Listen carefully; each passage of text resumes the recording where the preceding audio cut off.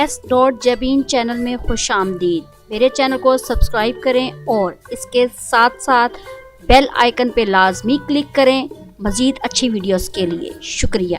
बिस्मिल्लाहिर्रहमानिर्रहीम। अस्सलाम वालेकुम। उम्मीद है आप सब लोग अच्छे होंगे, ठीक होंगे, खैरियत से होंगे। पिछली वीडियो में मैंने आपसे बात की थी इनसाइड की, आउटसाइड की और आउट ऑफ के हवाले से, और इनके मीनिंग्स, इनकी एग्जांपल्स, इनके जो जुमले हैं उर्दू से इंग्लिश, इंग्लिश से उर्दू, सब कुछ आपके सामने रखा था।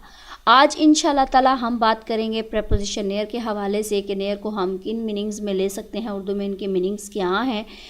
अगर उर्दू में देखा जाए तो नेयर को लेते हैं कि जी के पास में, नज़दीक में और फासले के तौर पर। मिसालें क्या हैं? मिसालें बहुत इजी हैं जो कि समझने में आपको आसानी होगी। मेरा घर मेरे स्कूल के पास में है। My home is near my school, यानी वो ये कहना चाह रहा है कि मेरा घर मेरे स्कूल के नज़दीक है। वो रेलवे स्टेशन के पास रहता है, यानी वो रेलवे स्टेशन के नज़दीक रहता है। He lives near the railway station. क्या यहाँ पास में कोई होटल है? इसका मतलब ये है क्या यहाँ नज़दीक कोई होटल है? Is there any hotel near here? उस तार के पास मत बैठो, उस तार के नज़दीक मत बैठो। Don't sit near that wire. Extra example में हमारे पास क्या बात आती है, वो ये है कि पहला अगर क्वेश्चन पूछा जाए where are the buildings, buildings कहाँ हैं, इमारत कहाँ हैं, तो हम आराम से उसका आंसर दे सकते हैं कि वो जो इमारत के नज़दीक जगह है उसका बता सकते हैं। They are near the sea. दूसरा है इसका जी, the window is near the clock. जो खिड़की है वो क्लॉक के नज़दीक है। The car is near the house. जो कार है वो घर के नज़दीक है, यानी उसने कार जो पार्क की हुई है वो घर के नज़दीक की हुई है। The man is standing near the car. जो आदमी है वो खड़ा है कार के नज़दीक। ये तो थी मेरे पास एक्स्ट्रा एग्जाम्पल और ये थी मेरे पास नियर की एग्जाम्पल्स, और यकीनन आपको एग्जाम्पल से बात समझ में आ गई होगी।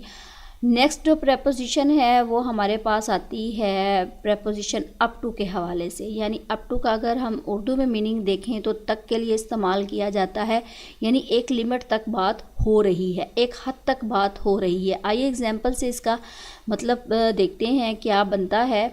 मैं 5 तक गिनूँगा। उसने एक लिमिट बता दी है कि 5 तक गिनूँगा। I will count up to 5। उसका लड़का 100 तक गिन सकता है, यानी यहाँ पे 100 एक लिमिट है, एक हद है, उससे आगे वो उसने बात नहीं की। तो यहाँ पे मैं कह सकती हूँ कि सन कैन काउंट अप टू 100। इस कमरे में 40 लोग या 40 लोग तक बैठ सकते हैं, यानी एक लिमिट बता दी है, एक हद बता दी है लोगों की। Up to 40 people can sit in this room. ये आपके हाथ में है। इसका ये मतलब है कि ये मसला आप हैंडल कर सकते हो। कुछ भी, कोई भी काम ये आपके हाथ में है, ये आप पे डिपेंड करता है। हम इस तरह भी कह सकते हैं it is up to you. मैं 10 किलोमीटर तक भाग सकता हूँ। उसने 10 किलोमीटर एक लिमिट बता दी है, जो कि हमारे पास एक हद है। I can run up to 10 kilometres. मैं सिर्फ पीर तक इंतज़ार करूँगी। I will wait only up to Monday. पीर एक लिमिट है, एक हद है, और उसके लिए मैंने अप टू का इस्तेमाल किया है। ये तो थी मेरे पास अप टू के हवाले से एग्जाम्पल, जहाँ जिसको हमने उर्दू में तक के लिए इस्तेमाल किया है, एक लिमिट तक इस्तेमाल किया है, एक लिमिट तक बात की है, एक लिमिट तक हमने उसकी एग्जाम्पल्स बताई हैं। और यहाँ पे मैंने आपसे बात की थी कि नेयर, नेयर के हवाले से उसके उर्दू में मीनिंग्स, उसके उर्दू में सेंटेंसेस, इंग्लिश में उसकी ट्रांसलेशन बताई है। यकीनन आपको समझ में आ गई होगी।